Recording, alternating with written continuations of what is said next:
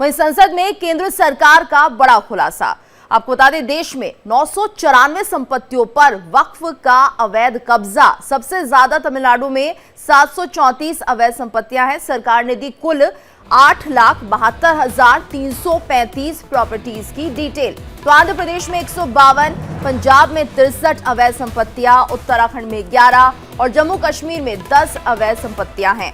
वक्फ अधिनियम के तहत 16,713 दर्ज चल संपत्तियां भी दर्ज की गई हैं।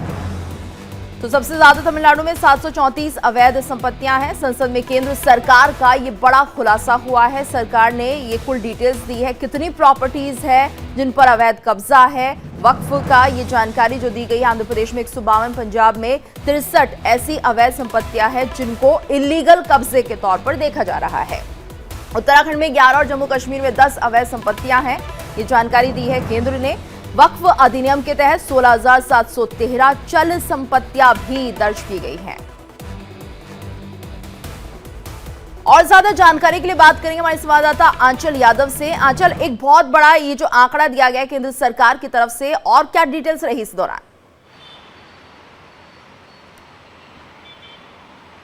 देखिए, जैसे कि वक्फ की अगर हम बात करें तो ये बताया जाता है कि देश में अगर तीसरे नंबर पर सबसे ज़्यादा किसी के पास संपत्तियां हैं तो वो वक्फ बोर्ड है, जिसके पास सबसे ज़्यादा संपत्ति पाई जाती है। चल अचल की अगर संपत्तियों की हम बात करें, और जैसा कि देखिए एक जानकारी जो है वो केंद्र सरकार के द्वारा दी गई थी। किरण रिजिजू ने जिस तरीके से किसी जवाब में कहा था कि वक्फ के पास जो है 994 जो है वो अवैध संपत्तियां पाई गई है। साथ ही ये भी बताया गया था, क्योंकि देखिए लगातार 2014 से जो है मोदी सरकार है, और ऐसे में देखिए लगातार वो उन तमाम चीज़ों पर नज़र बनाए हुए थे जो कि अवैध रूप से कब्जाई जा रही हुई संपत्तियां थी। अगर हम बात करें 2019 की, तो 2019 से इन संपत्तियों पर, यानी कि जो अवैध रूप से अतिक्रमण करने का काम वक्फ के जरिए हो रहा था, उस पर रोक लगाने का काम जो है सरकार ने शुरू किया था। इसलिए ये भी बताया जा रहा है कि 2019 के बाद से किसी संपत्ति को अवैध रूप से वक्फ कब्जाने में कामयाब नहीं हो पाया है। हाँ, इतना ज़रूर है कि देखिए अब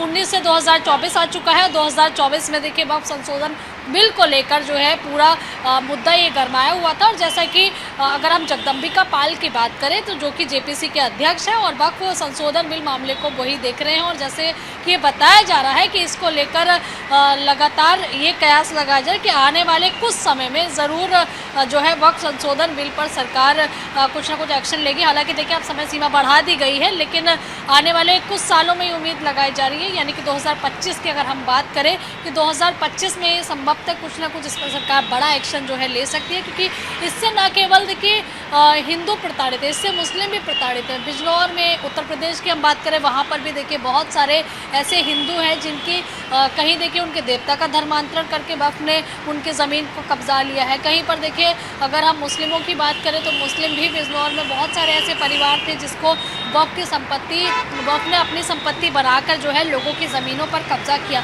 जिसके बाद से लोग काफ़ी ज़्यादा पीड़ित थे। उन लोगों ने, बात सबसे बड़ी ये है कि इसमें आप शिकायत करने के लिए भी कहा जाएंगे, क्योंकि वक्फ संशोधन बिल में कम से कम आप किसी भी ज़मीन को अगर कब्जाते हैं तो एटलीस्ट जिला अधिकारी की हम बात करें तो उसके संज्ञान में आपको ये जो संपत्ति है आपको प्रूफ करना पड़ेगा। तो कम से कम यहाँ पर एक राहत देने की जरूर सरकार कोशिश कर रही थी वक्फ संशोधन बिल लाने को लेकर। लेकिन हाँ, यहाँ पर आपने देखा होगा कि कई ऐसे विपक्ष के सांसद रहे हैं जिन्होंने इसका विरोध भी किया था।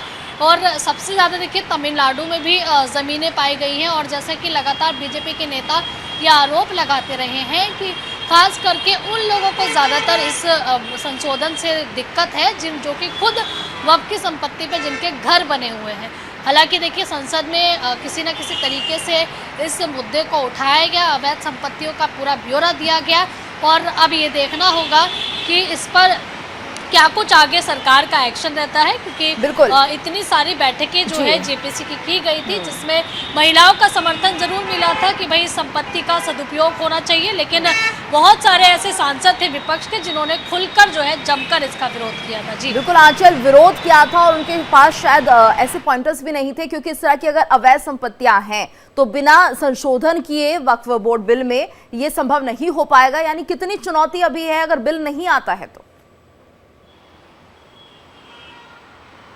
देखिए, आंकड़े सबके पास है, ऐसा नहीं है कि आंकड़े उनके पास नहीं है, लेकिन हाँ इतना ज़रूर है कि वो इसमें संशोधन नहीं होने देना चाहते, क्योंकि देखिए आपने देखा होगा कि बहुत सारे ऐसी पार्टियां हैं जिनकी राजनीति जो है वो कह सकते हैं कि एक विशेष वर्ग को साध कर ही चलती है, और ऐसे में अगर उनकी लोकल पॉलिटिक्स जो है वो ख़त्म होने का भी कहीं ना कहीं खतरा है, तो ऐसे में वो नहीं चाहते हैं कि वफ़ के ज़रिए जो है कुछ लोगों को देखिए गुमराह करने की भी कोशिश वो लोग कर रहे हैं कि ऐसे में संपत्ति कब्जा ली जाएगी।